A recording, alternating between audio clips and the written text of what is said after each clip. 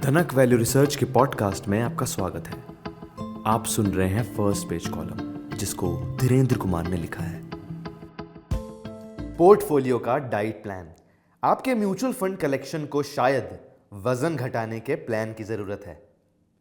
हर बच्चे ने कहावत सुनी होगी, अपने सारे अंडे एक ही टोकरी में मत रखो। इसी सोच का अगर इन्वेस्टमेंट एडिशन होगा तो वो डाइवर्सिफिकेशन कहलाएगा, और हर निवेशक जानता है कि डाइवर्सिफिकेशन अच्छा है। म्यूचुअल फंड निवेशक आमतौर पर इसका मतलब ये समझते हैं कि उन्हें सिर्फ एक या दो फंड में नहीं, बल्कि अपना निवेश कई फंड्स में फैला देना चाहिए। नतीजे ये होते हैं कि कई निवेशक अपने पास मौजूद फंड्स के नंबरों को अपने पोर्टफोलियो की क्वालिटी समझ बैठते हैं। ये ऐसा ही है जैसे कोई बिना लिखा नियम हो कि आपके पास जितने ज़्यादा म्यूचुअल फंड होंगे, आप उतने ही बढ़िया निवेशक कहलाएंगे। पिछले कुछ साल में म्यूचुअल फंड में निवेश शानदार तरीके से बढ़ा है, और उसके साथ साथ इस तरह की सोच भी बढ़ी है। हमारी इस महीने की कवर स्टोरी भी बता रही है कि एसआईपी और फंड्स के एयूएम में काफ़ी ग्रोथ हुई है। म्यूचुअल फंड में बढ़ती भागीदारी एक सुखद बदलाव है, लेकिन इसने एक अजीबोगरीब साइड इफेक्ट किया है, पोर्टफोलियो का मल्टीप्लिकेशन। ये घटना उतनी नहीं चौंकाती। आखिर म्यूचुअल फंड इंडस्ट्री ने खुद को बढ़ाने का काम बेहतरीन ढंग से किया है। इसमें म्यूचुअल फंड सही है जैसे अभियान देश के कोने कोने तक पहुंचाए हैं। हालांकि म्यूचुअल फंड सही है को कहीं ना कहीं जितने म्यूचुअल फंड उतने ही सही ये समझ लिया गया है, जो कि सरासर गलत है। कई निवेशकों के पोर्टफोलियो अब एक अच्छी तरह से सोची समझी निवेश की स्ट्रैटेजी की बजाय किसी कलेक्टर के एल्बम की जैसे दिखती है। ये विडंबना ही है कि निवेश का ये नज़रिया म्यूचुअल फंड के बुनियादी फायदे को पूरी तरह से भूल जाता है, और वो फायदा है पेशेवर मैनेजमेंट, जो हमारी निवेश यात्रा को आसान बनाता है। जब हम अपने पोर्टफोलियो को लगातार फंड से भर देते हैं तो हम इस सरलता को जटिलता में बदल देते हैं। ये कुछ हद तक वैसा ही है जैसे ज़्यादा से ज़्यादा मसाले डालकर किसी डिश को बेहतर बनाने की कोशिश की जाए, जो कि एक पॉइंट के बाद आप स्वाद में सुधार नहीं कर रहे होंगे, आप बस डिश को ऐसा बना देंगे कि उसे कोई खा ही ना सके।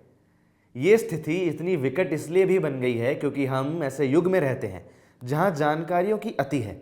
हर दिन नए फंड के लॉन्च, इन्वेस्टमेंट की थीमें और नए नए मौके आते हैं, जिन्हें छोड़ देना किसी अपराध से कम नहीं लगता है। कमीशन पर काम करने वाले डिस्ट्रीब्यूटरों और एडवाइजरों की अपनी फौज के साथ फाइनेंशियल सर्विस इंडस्ट्री इस उम्मीद को हवा देने में बाग बाग है।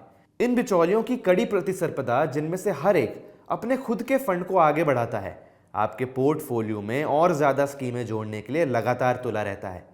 हर एक नए फंड को अद्भुत और अद्वितीय किस्म की ज़रूरी चीज़ों के तौर पर पेश किया जाता है, जो आपके पोर्टफोलियो में कथित तौर पर नहीं होती, और इस कमीशन बेस्ड सेल्स पिच का विरोध करना काफ़ी मुश्किल होता है। लेकिन एक सच्चाई है जो इस सारे शोर में गुम हो जाती है। म्यूचुअल फंड निवेश का मतलब स्टैंप या सिक्कों की तरह फंड का कलेक्शन करना नहीं है। ये एक ऐसा पोर्टफोलियो बनाने की बात है जो आपके वित्तीय लक्ष्यों को कुशलता के साथ पूरा करे। जब आप ज़्यादा फंड जमा कर लेते हैं तो आप डाइवर्सिटी नहीं बढ़ा रहे होते, बल्कि जटिलता जमा कर रहे होते हैं।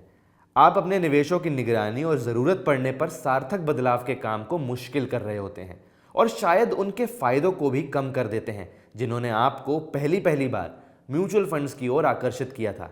यही वजह है कि पोर्टफोलियो को सरल करना, जिसे हम अपनी कवर स्टोरी में विस्तार से बताते हैं, महत्वपूर्ण होता है। ये केवल फंड कम रखने की बात नहीं है, बल्कि सही रेशियो की बात है। ये इस बात को समझने के बारे में है कि आपके पोर्टफोलियो में हर एक फंड का एक खास उद्देश्य है, और आपके फाइनेंशियल सफ़र में उसकी अपनी भूमिका है। चुनौती ये है कि कैसे आप पोर्टफोलियो में सिर्फ एक और फंड जोड़ने के लालच से बचें। जब हर कोई न्यू फंड ऑफर के पीछे दौड़ रहा हो तो कुछ चुने हुए फंड्स के साथ बने रहने के लिए बड़े आत्मविश्वास की ज़रूरत होती है। मगर याद रखें, निवेश का लक्ष्य सबसे डाइवर्स पोर्टफोलियो बनाना नहीं है। ये कम से कम झंझट में और ज़्यादा से ज़्यादा आसानी के साथ अपने पैसों के साथ जुड़े मकसद को पाना है।